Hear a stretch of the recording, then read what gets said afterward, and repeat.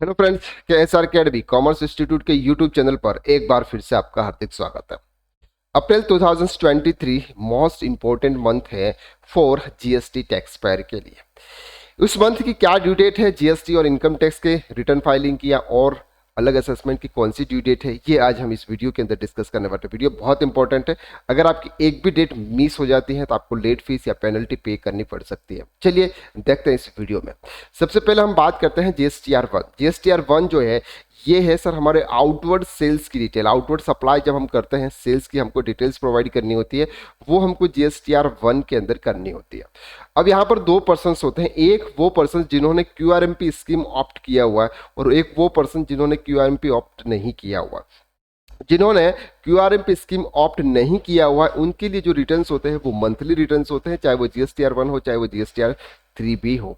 तो यहाँ पर हम बात करते हैं above 5 crore for tax payer was not opting QRMP scheme में भी टर्नओवर अप टू 5 करोड़। या तो वो पर्सन जिसका टर्नओवर 5 करोड़ से ऊपर है या फिर वो पर्सन जिनका टर्नओवर 5 करोड़ से नीचे है लेकिन उन्होंने अभी तक क्यूआरएमपी स्कीम अप्लाई नहीं किया हुआ है, तो उनके मार्च 2023 मंथ के रिटर्न की डेट है वो 11 अप्रैल है। 11 अप्रैल से पहले पहले आपको जीएसटीआर 1 फाइल करना है। दूसरे वो पर्सन जो जिनका टर्नओवर 5 करोड़ से नीचे है और उन्होंने क्यूआरएमपी स्कीम अप्लाई की हुई है।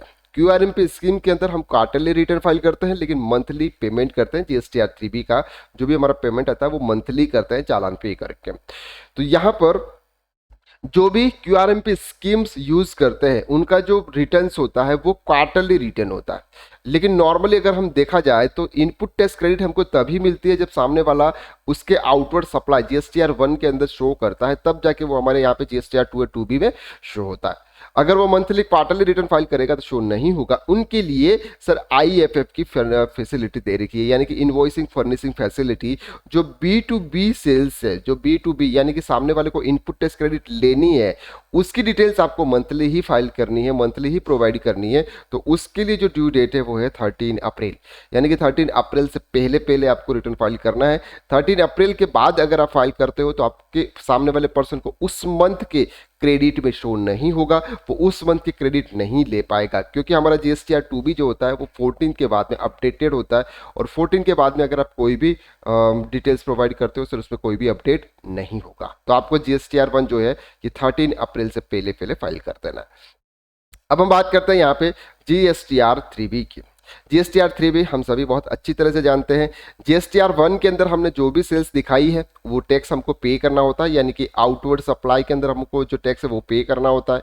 लेकिन हम क्या करते हैं सर, हमारा जो इनपुट होता है उसको हम एडजस्ट करते हैं और एडजस्ट करने के बाद हमको गवर्नमेंट को पेमेंट करना होता है।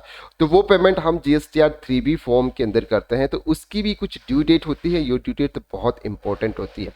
For taxpayer with annual turnover more than 5 crore, for taxpayer who is not opting QRMP scheme having turnover 5 crore, same to same वही प्रोसीजर जिनका टर्नओवर 5 करोड़ से ऊपर है या फिर जिनका टर्नओवर 5 करोड़ से नीचे है लेकिन उन्होंने QRMP स्कीम अप्लाई नहीं की हुई है, उनके लिए जो ड्यू डेट है वो है 20 अप्रैल। जीएसटीआर 3 फाइल करने की जो भी ड्यू डेट है वो है सर 20 अप्रैल। 20 अप्रैल से पहले पहले आपको फाइल कर देना है, अदरवाइज आपको सर ये क्या करना है, इसकी लेट फीस लगेगी। फॉर टैक्स पेयर वो opting QRMP scheme having turnover ₹5 crore up to 5 crore, मतलब जिसका टर्नओवर 5 करोड़ से नीचे है और उन्होंने क्यूआरएमपी स्कीम अप्लाई किया हुआ है तो वो क्वार्टरली रिटर्न फाइल करेंगे। तो यहाँ पर जैसे हमारा 4th क्वार्टर फिनिश हो गया है, जनवरी फरवरी मार्च ये हमारा लगभग कंप्लीट हो चुका है। तो यहाँ पे मार्च क्वार्टर का जो भी रिटर्न होगा उसकी ड्यू डेट है आपकी 22 अप्रैल। तो 22 अप्रैल से पहले पहले आपको आपका जीएसटीआर 3 फाइल कर देना है।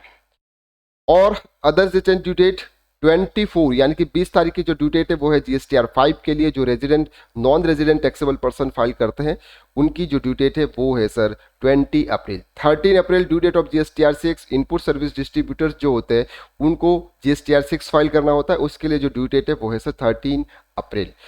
ड्यू डेट जीएसटीआर 7 जिनको टीडीएस और टीडीएस डिडक्ट करने की लाइबिलिटीज होती है उनके लिए जो रिटर्न है वो है सर जीएसटीआर 7 और उनकी जो ड्यू डेट है वो है सर 10 अप्रैल। इसके बाद हम बात करते हैं जीएसटीआर 8। जीएसटीआर 8 जो होते हैं, जो ई कॉमर्स ऑपरेटर होते हैं वो सामने वाले का टीसीएस कलेक्ट करते हैं, उसका जो पेमेंट करना होता है उनको जीएसटीआर 8 में करना होता है। उनकी जो ड्यू डेट है वो है 10 अप्रैल 2023। ई कॉमर्स ऑपरेटर के बारे में पूरा डिटेल्स में हमने वीडियो अपलोड किया हुआ है, प्रीवियस वीडियो। अगर वो वीडियो आपने नहीं देखा है तो देख लीजिएगा। ई कॉमर्स ऑपरेटर के रिलेटेड आपके जितने भी कंफ्यूजन है, जितने भी डाउट्स है, वो सभी डाउट्स आपके उस वीडियो में क्लियर हो जाएंगे। ऐसा डिटेल एनालिसिस के साथ में वीडियो है, वो आप देख सकते हैं। इसके बाद हम बात करते हैं CMP 08, ये जो क्वार्टर है तो जिसने कंपोजिशन स्कीम्स यूज़ की हुई है, उनको जो टैक्स का पेमेंट करना होता है वो उनको CMP 08 फॉर्म के अंदर करना होता है। उसकी जो ड्यू डेट है वो 18 अप्रैल 2023 है। इसके बाद ITC 04, जो जॉब वर्क करते हैं, यानी कि जिन्होंने प्रिंसिपल ने जॉब वर्क के लिए किसी को, जॉब वर्कर को गुड्स ट्रांसपोर्ट किया हुआ है, उसने वहाँ पे जो भी समरी देनी होती है अक्टूबर टू मार्च, यानी कि 6 मंथ की समरी देनी होती है, उनका जो ITC 0 फॉर्म है उसकी जो ड्यू डेट है वो है सर 24/2023 क्लियर है। And GSTR 4 22-23 to be file for composition for annual basis, यानी कि जो कंपोजिशन डीलर होते हैं उनको GSTR 4 फाइल करना होता है एनुअल बेसिस पे, और उनकी जो ड्यू डेट है वो है 30 अप्रैल 2023, यानी कि 20 to 23 के बीच में आपने जो भी ट्रांजेक्शन किए हुए हैं उसका एनुअल रिटर्न आपको 30/4/2023 के पहले पहले फाइल कर देना है। तो ये डिटेल्स थी आपके ड्यू डेट्स थी GST की। अब हम बात करते हैं सिंपल इनकम टैक्स की। इनकम टैक्स के अंदर सिर्फ TDS के रिलेटेड ड्यू डेट है, बाकी अभी कोई इनकम टैक्स रिटर्न की ड्यू डेट अभी नहीं आई है। 30 अप्रैल 2020 deposit tax in SSC other than office of the government of the month of मार्च, यानी कि सर अगर आपने कोई भी टैक्स डिडक्ट किया होगा मार्च मंथ में, उसका पेमेंट करने की लास्ट डेट है आपकी 30 April. 14 April due date of TDS certificate tax deducted 194 IA immovable property पर आपने अगर TDS डिडक्ट किया हुआ फरवरी मार्च का, तो उसकी ड्यू डेट है आपको 14 April 2023। Due date of issue TDS certificate section 194 IB certain rent payment पर आपने TDS डिडक्ट किया हो तो उसका इशू TDS सर्टिफिकेट इशू करने की डेट है।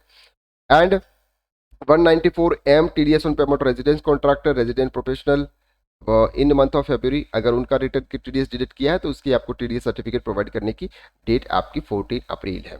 इसके बाद और है 194S resident contractor resident payment, इनकी भी ड्यू डेट की जो लास्ट डेट है वो 14 अप्रैल है। और लास्ट हम बात करते हैं 30 April 2023, last date of furnishing challan cum statement respect of tax date under section 194A 194B 194M 194 month of March. उनका जो पेमेंट है उसकी जो लास्ट डेट है वो है 30 अप्रैल।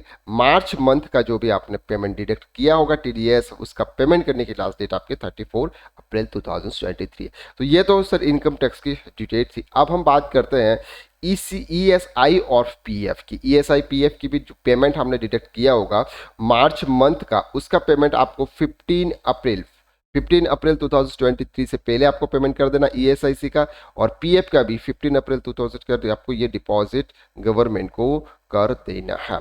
तो ये कुछ इंपॉर्टेंस ड्यू डेट थी जिसको जानना हमें बहुत ज़रूरी था ताकि कोई भी डेट आपकी मिस ना हो। तो आज के वीडियो में बस इतना ही। नेक्स्ट वीडियो में हम फिर मुलाकात करते हैं एक अच्छे टॉपिक्स के साथ में। अगर आप कोई भी टॉपिक्स आप चाहते हैं कि सर इस टॉपिक के ऊपर आप वीडियो बनाइए, डिटेल में वीडियो बनाइए, हमें कन्फ्यूज़न है, तो सर वो टॉपिक आप कमेंट के अंदर लिख सकते हैं, टाइप कर सकते हैं, जिससे उसके ऊपर हम वीडियो ज़रूर बनाएंगे। तो आज के लिए बस इतना ही। हंसते रहिए, मुस्कुराते रहिए, फिर मिलते हैं नेक्स्ट वीडियो में। तब तक के लिए थैंक यू सो मच।